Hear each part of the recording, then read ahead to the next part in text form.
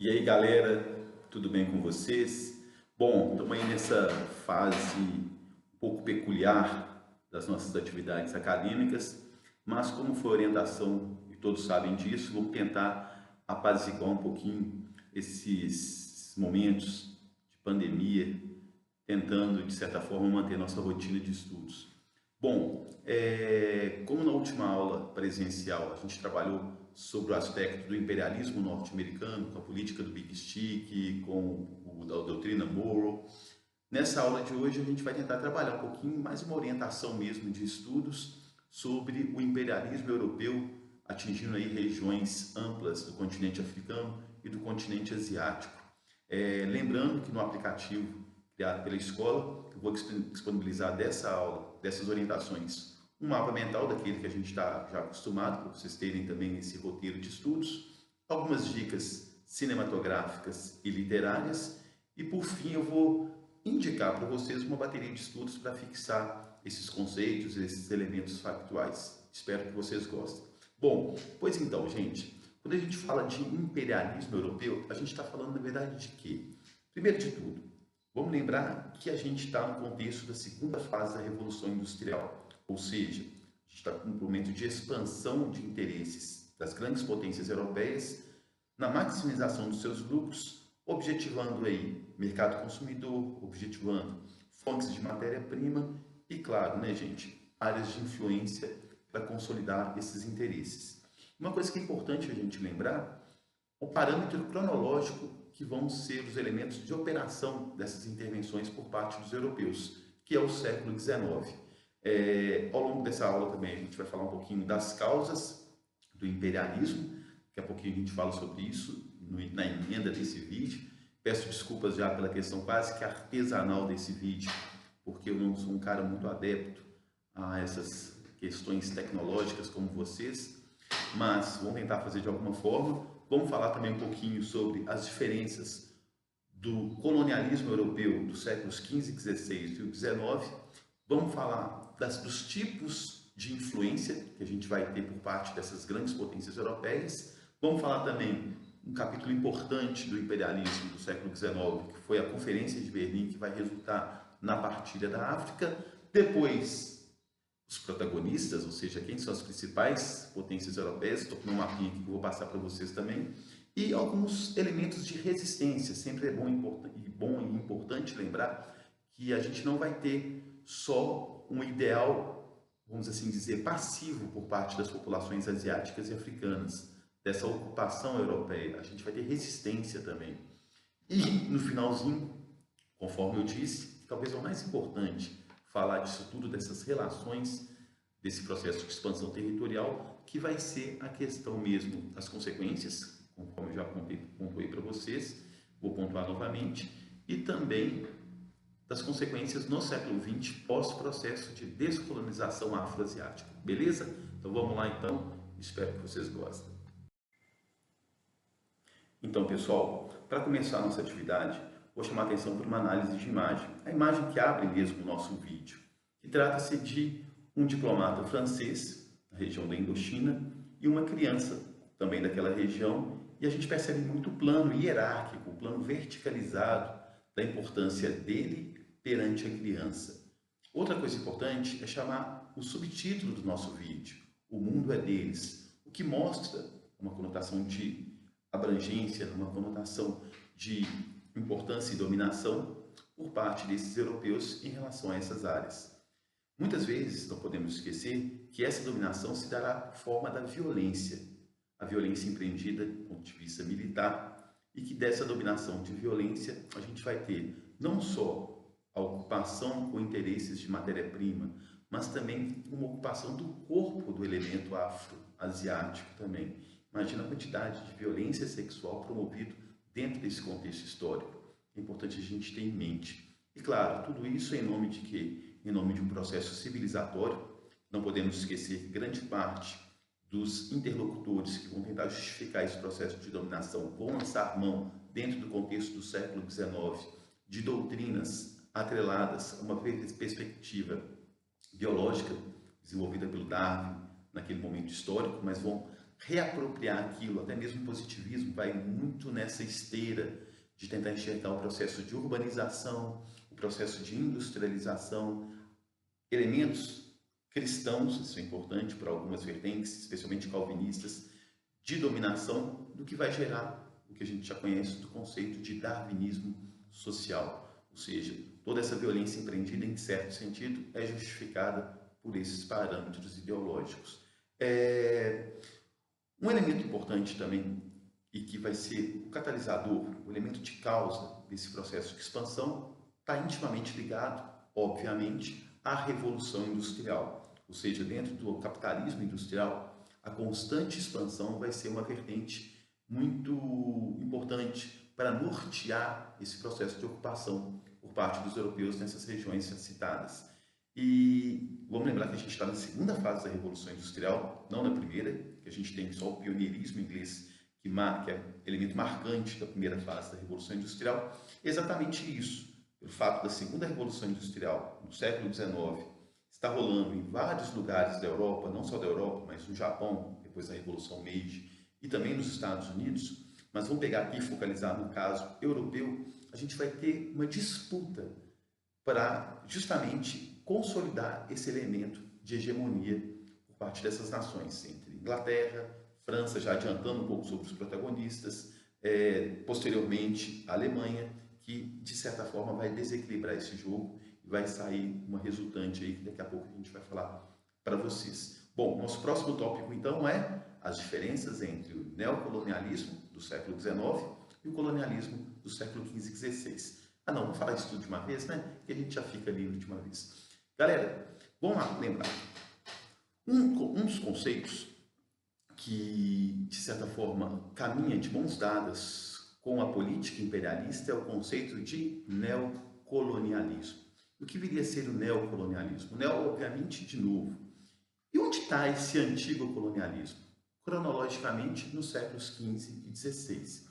A gente vai ter algumas particularidades, algumas diferenças entre essas duas formas de colonialismo, ou seja, o colonialismo do XV e XVI e o neocolonialismo do século XIX. Primeiro de tudo é talvez o contexto político do século XV e XVI, que o foco de atenção, também matéria-prima, obviamente, mas vai estar muito mais atrelado a uma política intervencionista dentro do contexto mercantilista, que vai ser muito estimulado pela prática metalista, promovido pelas duas grandes potências do século XV e XVI, Portugal e principalmente a Espanha. Outro elemento importante também de foco do colonialismo do século XV e XVI vai ser a agricultura. A agricultura é essa que, sob a forma de plantation, vai ocupar amplas regiões do continente americano. Isso é importante a gente frisar também como elemento de diferença. Não que não haja um contato, vamos assim dizer, já com o continente africano e asiático, pelos europeus, já dentro do contexto do século XV e XVI. Mas o foco naquele momento, como elemento produtivo, como elemento de uma riqueza material, vai ser o continente americano. Qual que é a grande diferença no século XIX para o chamado neocolonialismo? Primeiro, a gente vai ter um deslocamento. Não que a América Latina, de uma forma geral, vai deixar de ser o quê? O elemento de interesse por parte de políticas imperialistas. A gente viu isso principalmente com os norte-americanos.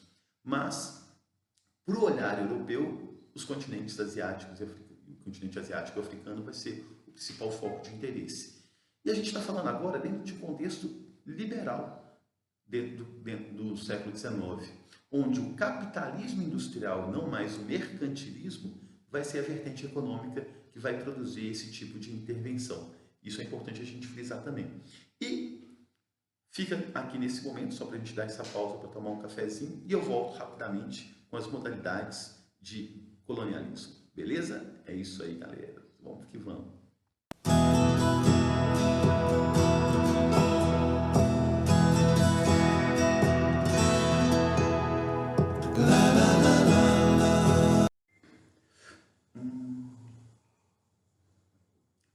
Finíssimo, galera, finíssimo. Essas pausas são sempre importantes para recompor as energias, recompor a organização mental, porque é necessário, simplesmente por isso. E fica a dica, se alguém um dia me convidar para comer um pão de queijo em casa, eu gosto de café extra forte, tá?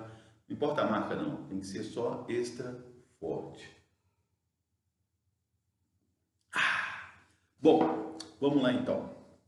Vamos falar agora das modalidades do neocolonialismo do século XIX, que são três específicas. São as colônias, propriamente ditas, que têm como característica central uma intervenção política, uma intervenção militar e uma intervenção dentro dos principais elementos econômicos de uma determinada região. Claro, com foco nessa exploração. Temos também o chamado protetorado, que viria a ser o protetorado.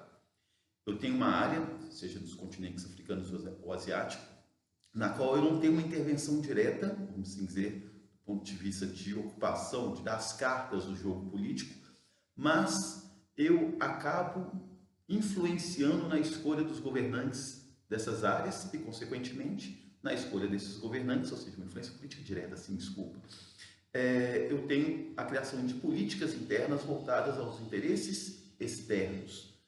Um exemplo dentro desse contexto do século XIX que a gente vai ter é em relação ao Egito mesmo.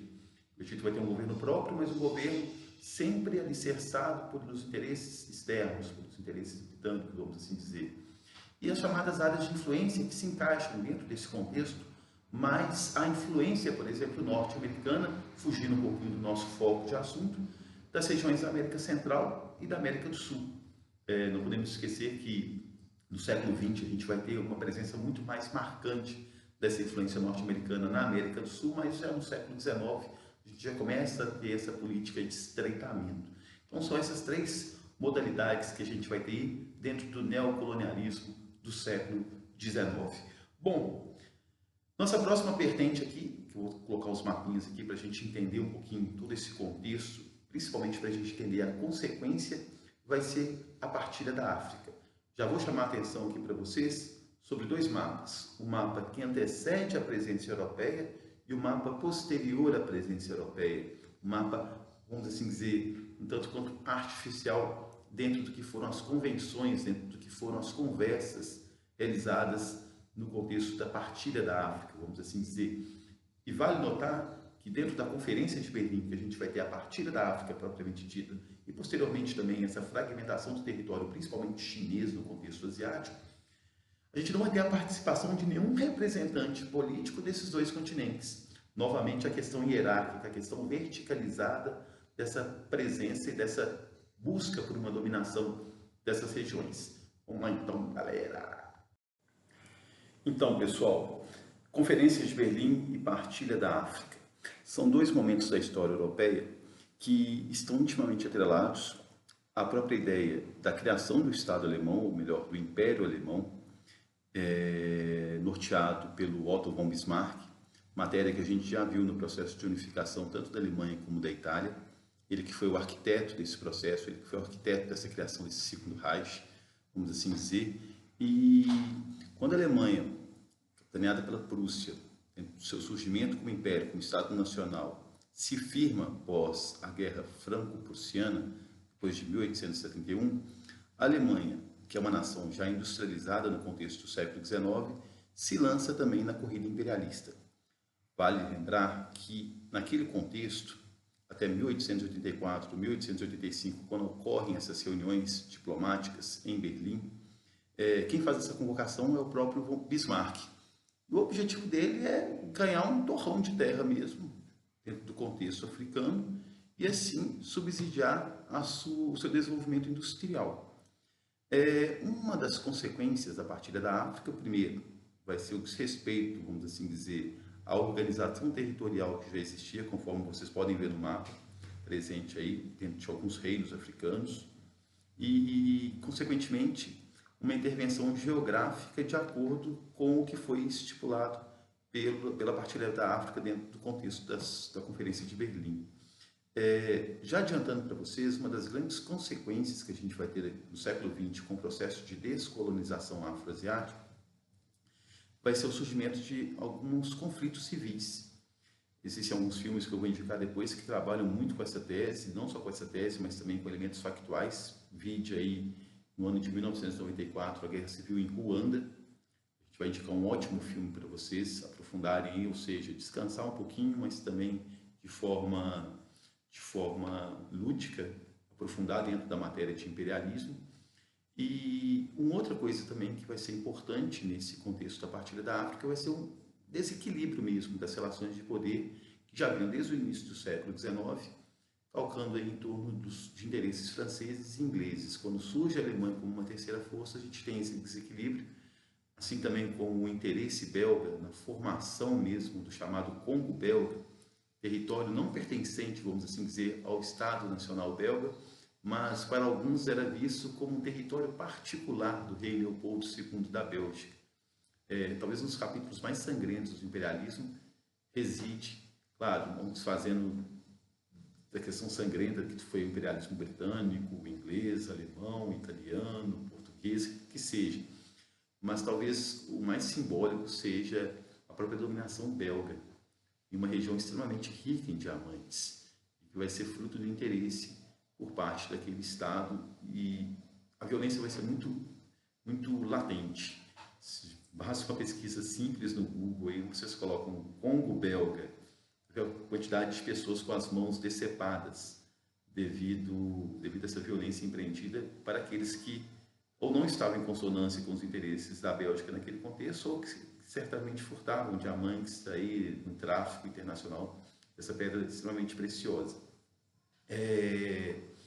Já citei para vocês, em certo sentido também, quem são esses grandes protagonistas aí do processo de dominação. Vale relembrar: Inglaterra, França, Alemanha, Bélgica, Itália, e talvez uma das grandes consequências dessa mistura, que eu digo como mistura bombástica, ou seja, processo de industrialização, a ideia da partilha da África, uma partilha que teve, em certo sentido, seus objetivos alcançados, mas nem todo mundo saiu satisfeito.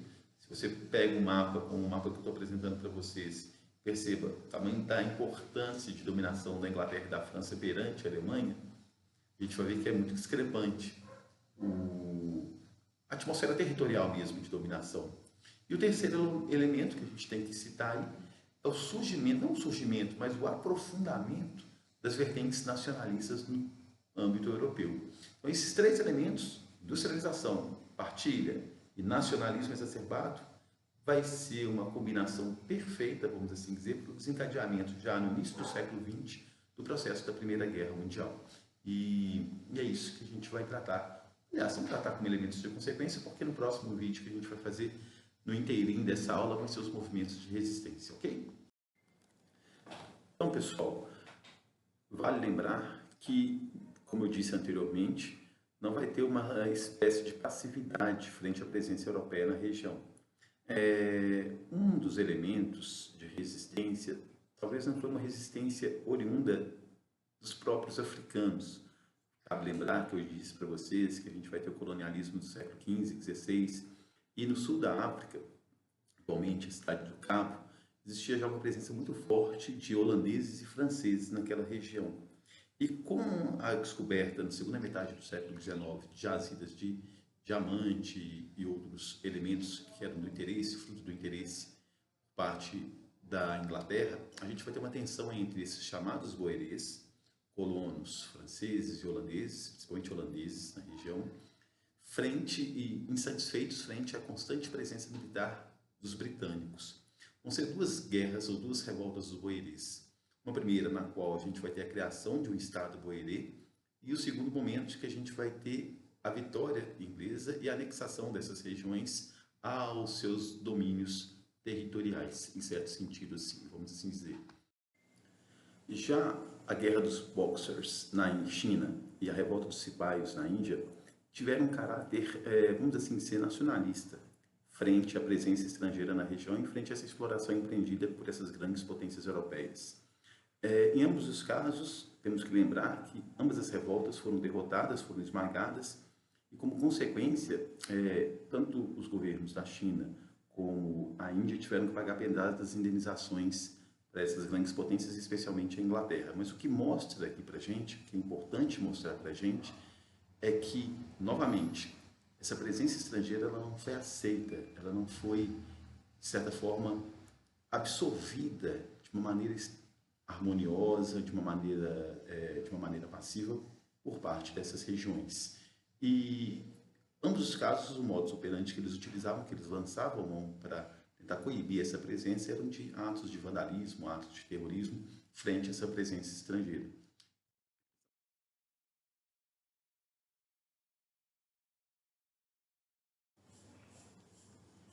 Bom, pessoal, disse para vocês que esse trabalho que a gente fez aqui agora é mais uma orientação de estudo para aprofundar um pouquinho o imperialismo, dar direcionamentos para esse capítulo tão triste, mas tão importante da história, seja por suas causas, suas consequências e, obviamente, pelo seu processo. E, a partir desse momento, vou dar uma dica de 2 obras cinematográficas e uma obra literária para aqueles que quiserem aprofundar ainda mais nesse universo, em torno do tema. Fiquem à vontade aí, se não me engano tem no YouTube, se eu não me engano tem na Netflix também as obras cinematográficas. E para aqueles que querem ter a obra literária, que é O Coração das Trevas, de um escritor inglês chamado Joseph Conrad, que vai falar justamente nessa ideia do final do século XIX, o que é a região da Indochina, que hoje compõe aí os 3 estados, Laos, Camboja e o Vietnã, e posteriormente essa região vai ser palco também da Guerra do Vietnã, dentro do contexto da Guerra Fria. E tem um outro filme, só aproveitando, isso eu não vou indicar, porque para aqueles que quiserem assistir depois, tudo bem, mas não está dentro, em consonância com a nossa matéria, em certo sentido. É um filme chamado Apocalipse Now, do Francis Ford Coppola, que já vai trabalhar a Guerra do Vietnã, mas tendo como roteiro, como pano de fundo para a construção de um roteiro, o livro do Conrad, que é muito bom, fica essa dica. E as 2 obras cinematográficas que eu vou falar para vocês estão em consonância com as consequências dentro do contexto das guerras civis promovidas pós-processo de descolonização. Ambas bem recentes do ponto de vista cronológico, que é uma guerra civil em Serra Leoa, que tem como elemento central a disputa por diamantes, jazidas de diamantes. Inclusive o filme chama-se Diamantes de Sangue, e tem o Leonardo DiCaprio aí figurando aí como um dos protagonistas dessa obra. E o outro filme, que também é uma guerra civil, mas em Ruanda, de 1994, é o Hotel Ruanda, que conta a história de um gerente de um hotel que mora lá com sua família, quando desencadeia-se essa guerra entre Tutsis e Hutus, 2 etnias que fazem parte dessa realidade geográfica. Geralmente, alguns vestibulares, eles vêm cobrando justamente essas relações de causa e consequência. Então, fica essa dica. Espero que tenham gostado dessa orientação, deixar isso bem claro. E vou deixar alguns trailers aí para vocês tentarem aguçar um pouquinho a curiosidade sobre essas obras. Abração e vamos lá. Fora Covid-19, vamos ficar todo mundo em casa, tranquilinho, para segurar essa onda aí dessa pandemia. Galera, valeu!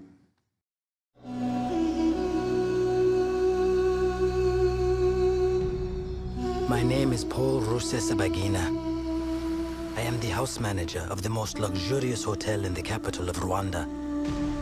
A place that my family and I happily called our home, until the day everything changed. Daddy, there are soldiers on the street. They're killing everyone. It's a massacre. The United Nations are here now. We're here as peacekeepers, not as peacemakers. We've got trouble at the gate. This is a 4-star hotel, not a refugee camp. I have no means to protect these people. When a country descended into madness They're killing Tutsi children to wipe out the next generation. and the world turned its back, How can they not intervene? Hundreds of thousands are dying. If people see this, they'll say, oh my God, that's horrible. And then go on eating their dinners. one man had to make a choice. All the whites are leaving, even the UN soldiers. All the superpowers, everything you believe in, Paul, they're not gonna stop the slaughter. We have been abandoned.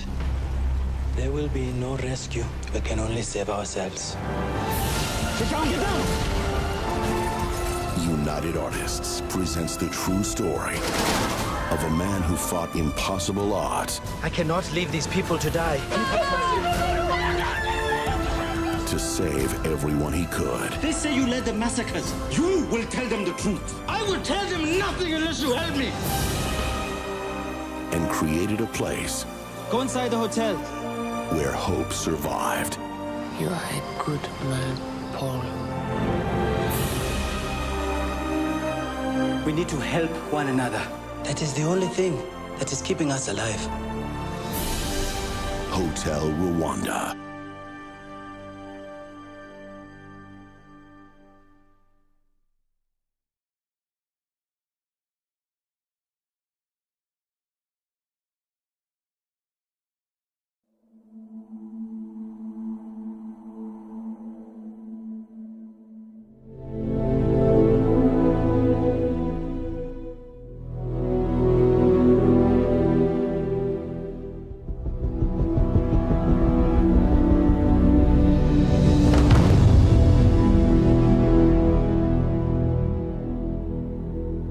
say it came from the heart of the earth to test the hearts of men.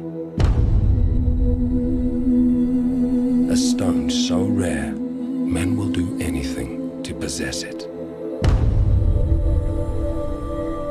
Wars will be fought in search of it. And all who touch it are left with blood on their hands.